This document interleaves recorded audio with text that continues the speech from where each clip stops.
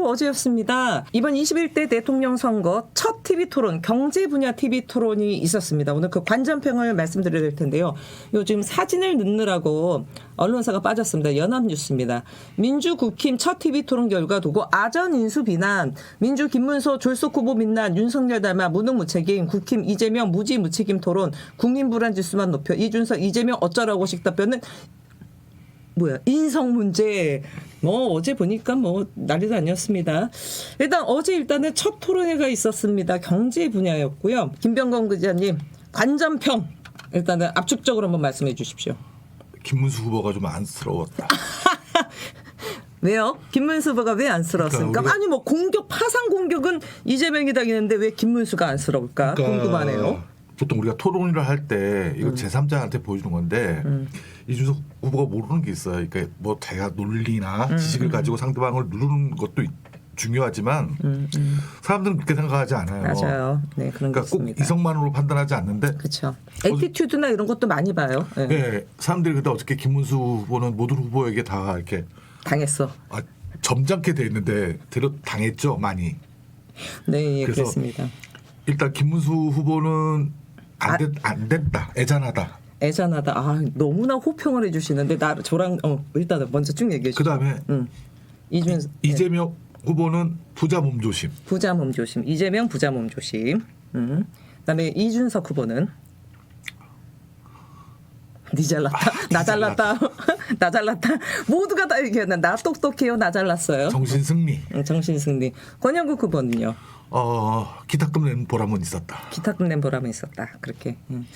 저도 이렇게 좀 몇 말씀 좀 드리면 일단은 김문수 후보 모두 발언 마무리 발언에서 일자리 대통령을 강조했어요. 근데 제가 전 개인적으로 어제 토론회 끝나자마자 페이스북에 득달같이 썼어요. 제가 득달같이. 제가 봤어요. 아니 김문수 후보 얼마 전까지 대통령 후보 나오기 직전까지 고용노동부 장관이었습니다. 대한민국 지금 실업률이 얼마입니까? 특히나 자영업자 폐업률 장난 아니에요. 매우 심각한데 고용노동부 장관 때는 놀았습니까? 왜 그때 일자리를 왜 안 만들었어요? 아니 대통령 완장 차면 갑자기 대한민국 없던 일자리가 뚝딱 만들어집니까? 그 완장이 무슨 요술방망이에요? 저는 진짜 어이가 없고 황당했습니다. 네. 뒤에 하나 더 말씀드리겠지만 일단은 중대재해 관련돼서도 좀 말씀드릴 일인데 일단 그랬고 이준석 대선 후보 토론회가 무슨 장학 퀴즈인가? 나 똑똑해요만 과시했고요.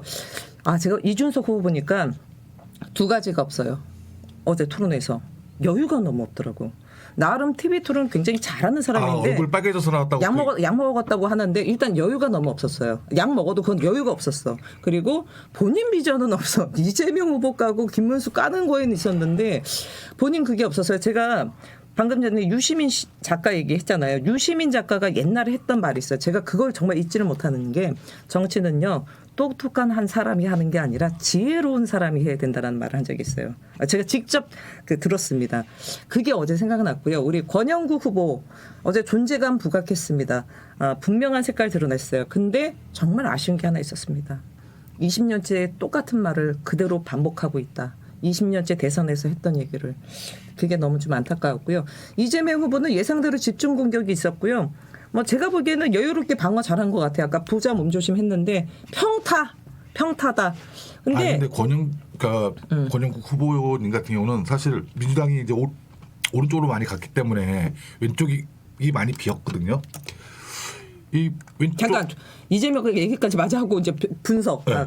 그래서 이재명 후보는 평타. 근데 여기서 아쉬운 게 있어요.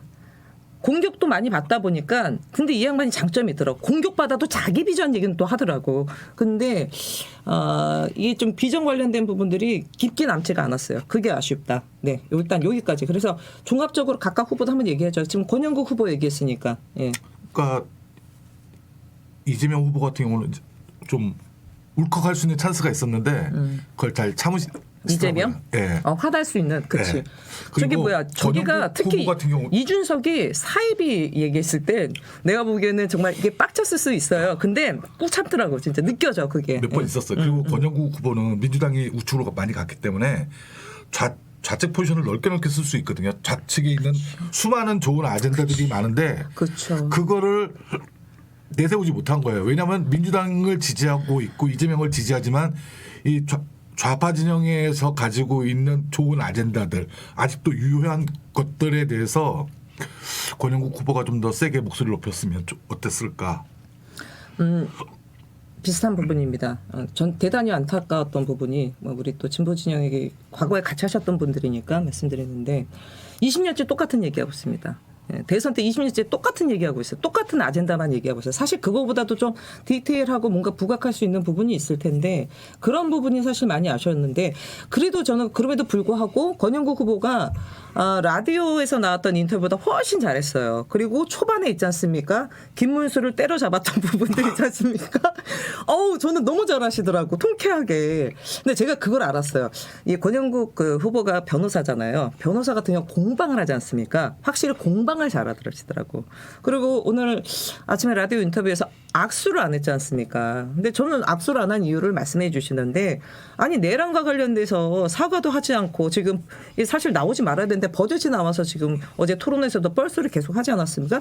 저는 악수할 수 없다. 딱 단호하게 얘기했는데 뭐 약간 한 칼 같은 느낌도 있고요. 그 사실 진보정당 후보이기 때문에 가능한 좀 우리 시민들에게 좀 속 시원한 모습이 아니었나 싶어요. 구혼도 좀 있는 것 같더라고요. 옛날 과거에 뭐 일들이 좀 있는 것 같더라고요. 근데 어제 저는 이렇게 이준석 후보 있잖아요. 아까 나 똑똑해요, 나 잘났어요, 뭐 장학 퀴즈였지만 약간 조금 그런 게 나중에 범죄 이런 것도 막 물어보더라고. 아니, 근데 범죄 제일 많은 게 저기야 권영국 후보야 지금. 권영국 후보인데 권영국 후보 다른 게 아닙니다. 이 노동자들 변호하고 이런 과정 속에서 이제 그럼요. 벌어졌던 그런 부분이에요.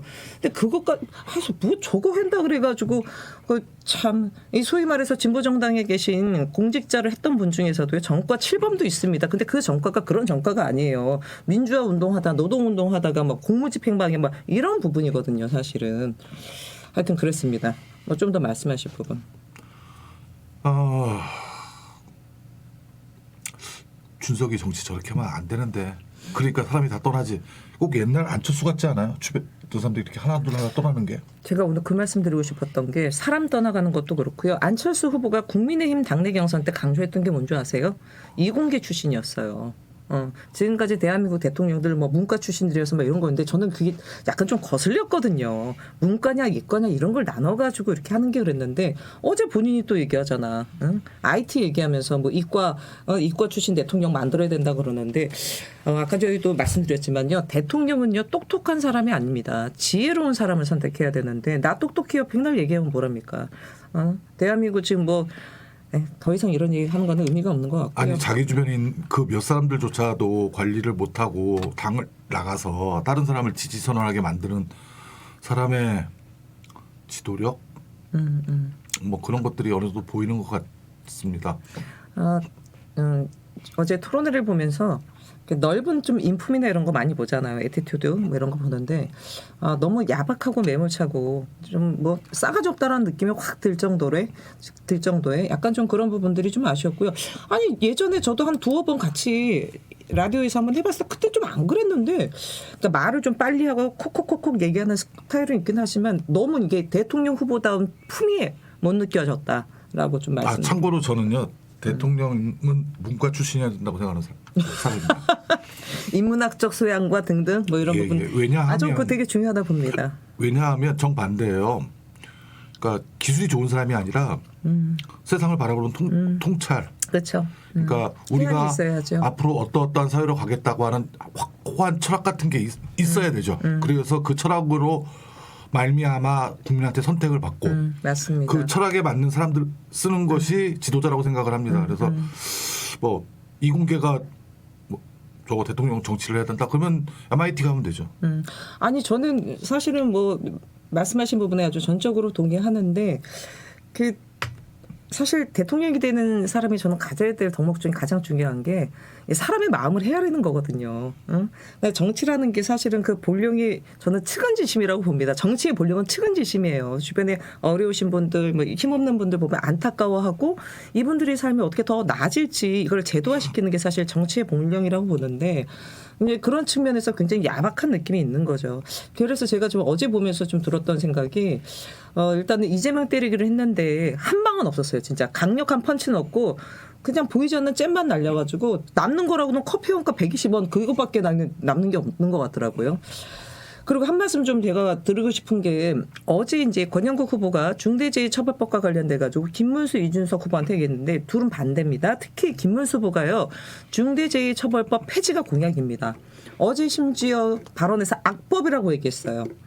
그리고 또 뭐라고 얘기했냐면요. 사람 죽고 나서 처벌하면 그게 무슨 의미 있냐 이런 발언까지 했는데 오늘 새벽에요.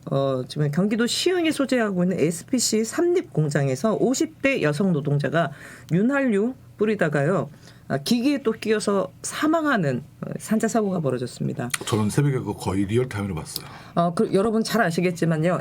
SPC 삼립 여기 사실은 죽음의 공장 아닙니까? 죽음의 빵 공장 아닙니까? 여기서 지금 기계에 끼어서 사망한 노동자가요 한둘이 아닙니다. 심지어 지난 4년 동안요 죽거나 다친 노동자가 몇 명이나 되는 줄 아십니까? 500명이 넘습니다. 여기 악덕 사업자라고 악명이 자자하죠. 노동자들 일터에서 제대로 된 안전조치 뭐 이런 것도 안 하면서 죽어나가는데 노동조합 만들었다 그거 탄압하는 거 1등 아닙니까?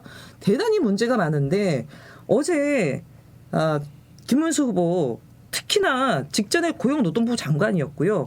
중대재해처벌법을 더 강력하게 하고 솜방망이 처벌을 못하게 제대로 법대로 시행하게 만들어도 부족할 당사자인데 이걸 없애자니 정말 저는 오늘 너무 화가 났어요. 정말. 그래서 제가 어디다 글어놨었는데 그 입 다물라. 당신이 대통령 후보 자격이 있냐. 특히 과거에 노동운동 했다고 잊을만 하면 과거 노동운동 경력 가지고 자기 포장하는데 정말 이 사람 대통령 자격이 있나 그런 생각이 들었습니다. 어저께 하는 동안에 기자들 단체 대화방에서 말들에 대해서 이제 막 저희들끼리 이제 얘기를 했어요. 막 그때 얘기를 했는데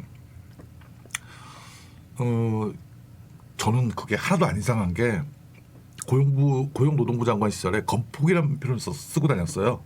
근데 고용노동부 장관 직전에 윤석열부터 했었죠. 네. 그러니까 국회에서 심지어 그렇게 얘기했던 사람이 돼서 그리고 그 사람의 노동운동 젊은 시절의 노동운동은 충분히 존경받고 존중받아야 되는 건 맞으나 그 이후에 이분이 정치권에 들어와서 하셨던 모든 행동들에 대해서는 완전 정반대죠. 과거 와싱이었죠. 와싱. 제가 저번에 방송에서 말씀드렸듯이 북한에서 넘어와서 간첩으로 전향하신 분들이 더 반공 강사로 잘 나가요.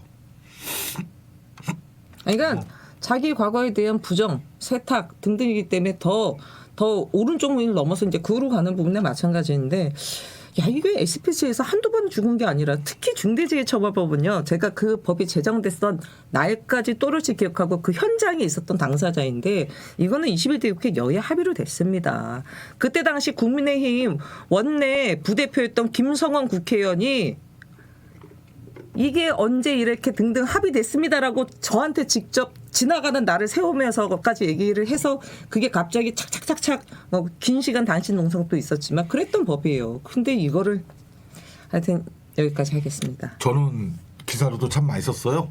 요거 저는 정말 중대재해. 그래서 제가 지금도 SPC 빵을 안 먹어요. 아니 그러니까 우리 시민들이요 SPC에서 노동자들 막 죽어 나가는 일이 벌어지니까 피 묻은 빵 사 먹지 않겠다라는 시민들의 자발적인 캠페인도 있었던 게 그쵸. 얼마 전입니다. 근데 이게 또 이런 사망 사고가 벌어졌어요. 아니 대한민국 대통령이 맨 먼저 해야 되는 게 뭡니까? 국민의 생명을 지켜야 되는 거예요. 아니 일하다가 막 죽고 이런 게 아니라 일터의 안전을 책임지는 게 대통령입니다. 그건 국민 기본권이에요. 근데 그런 거 없애자고? 일단 여기까지 하겠습니다.